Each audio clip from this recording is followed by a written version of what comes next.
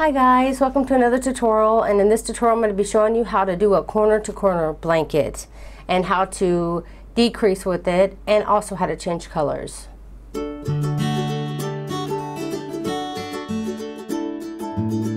Hi guys, welcome to another tutorial, and in this tutorial I'm going to be showing you how to do a corner to corner blanket and how to decrease with it and also how to change colors.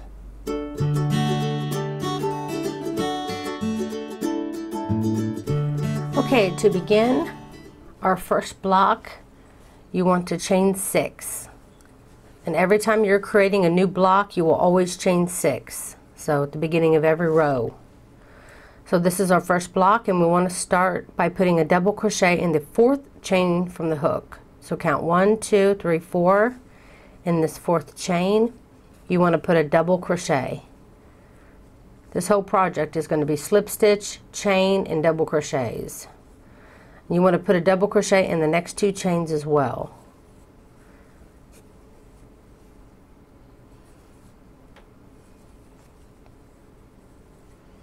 So that's our first block. In every row we'll be adding a new block. So row 1 will have 1 block, the next row will have 2, then the next row will have 3, and so on and so forth. So you'll be adding a new block every time. So to start the next row, again, we're starting a new row. So you'll chain 6. Always chain 6 at the beginning of a new row. Now, again, you want to count down to the 4th chain from the hook and do your double crochets. 3 double crochets. So you'll count down 4. Put a double crochet in the 4th chain, the 5th chain, and the 6th chain.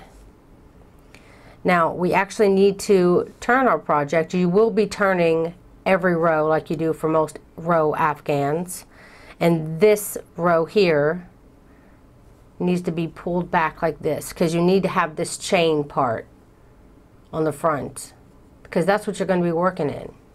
So right now they're both facing you, so just get this first block and turn it. And now you're going to go into the top of the chain 3 and you'll slip stitch. Then you'll chain 3, and now working on the chain 3 itself in that space, you'll work 3 double crochets onto that chain 3.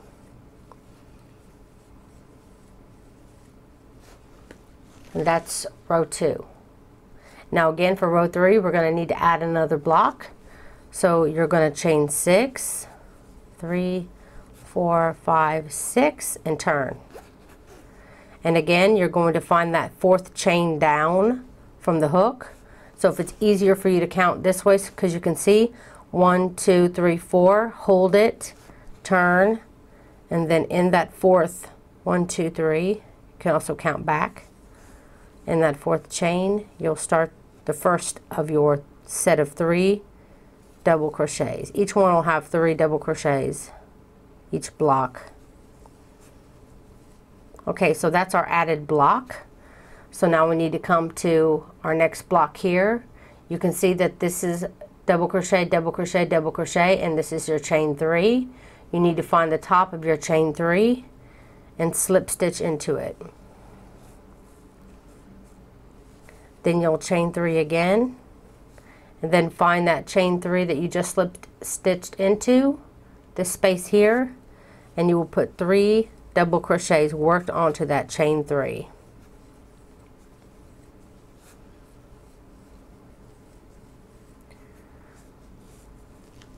Let me get a little closer for you. Now again we have double crochet, double crochet, double crochet, and then our chain 3. Find the top of your chain 3, and again you want to slip stitch into it, and that attaches your 2 blocks together. Now since we're still needing to do our next block, again you'll chain 3. Now remember, you just slip stitched into that chain 3, so you have this space now of the chain 3. You're going to work 3 double crochets onto that chain 3. And this will be the last block for row 3.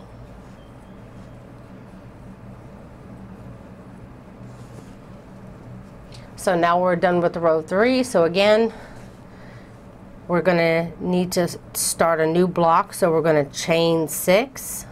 So that's 4, 5, 6. Again, count down 4. 1, 2, 3, 4. You can hold it here if you want, because you're going to need to turn your row. Yarn over, go into that 4th chain, and do your first double crochet. And then double crochet in the following 2 as well.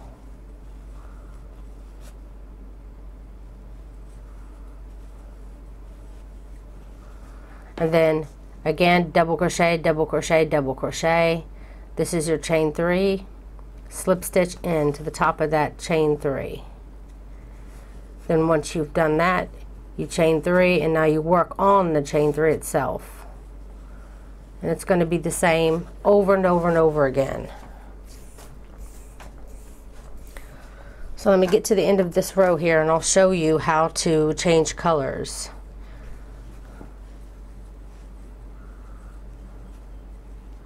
It's 2 and 3. Find your next chain 3, slip stitch into the top of it, chain 3, then work on the chain 3 itself, putting your 3 double crochets.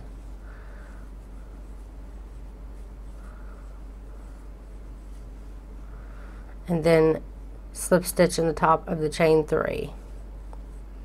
Just make sure that's the right, yeah. Now, if you notice, this is kind of like a flat side right here. If you were decreasing, this is where you would not add another block, because you'd want to start your flatness right there. Don't know if you noticed that, but I don't, so I'm going to chain my 3, and I'm going to put my 3 double crochets here, which will finish my row. So we did a total of, for row 4, we have 4 blocks. Now when you want to change a color,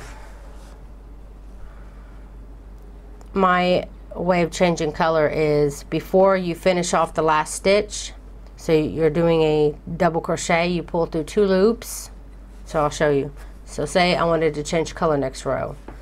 I would go ahead and do my 3rd double crochet, but I'd pull through 2 loops, leaving the last 2 loops on my hook. Then I'd get my next color. And then you basically just want to fold it, and this creates a loop. And in this loop, you'll grab and put through your 2 loops instead of your regular yarn.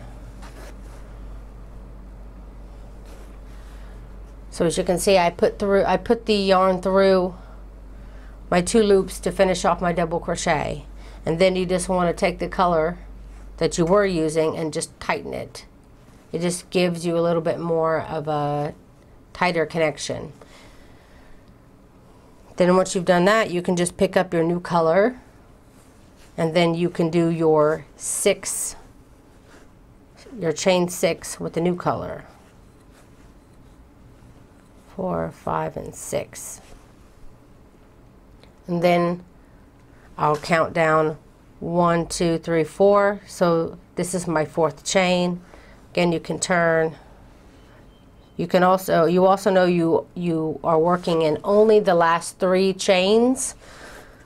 So you can just count from here too. 1, 2, 3, and you know that it's this, because you need to put a double crochet in the last 3 chains to make your new block.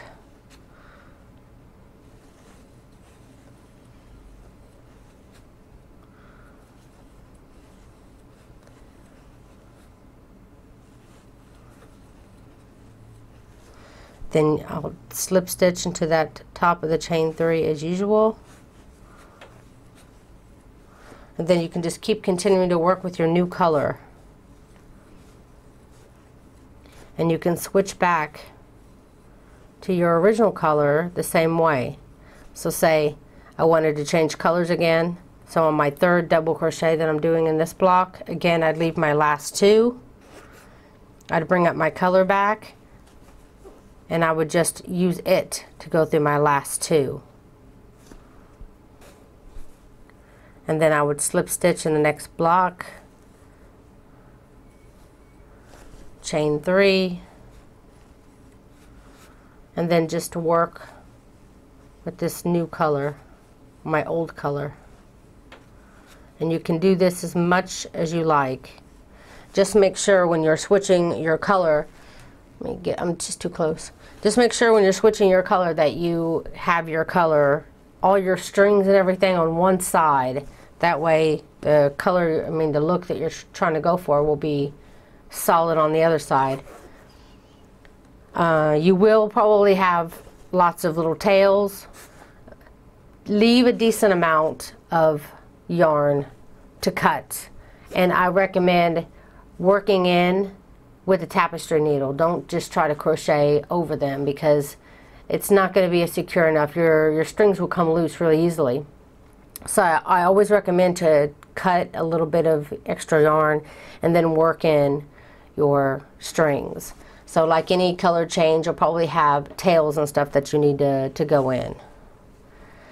So you're going to come right up to the end when you have just this one block left, and then to even up the side here,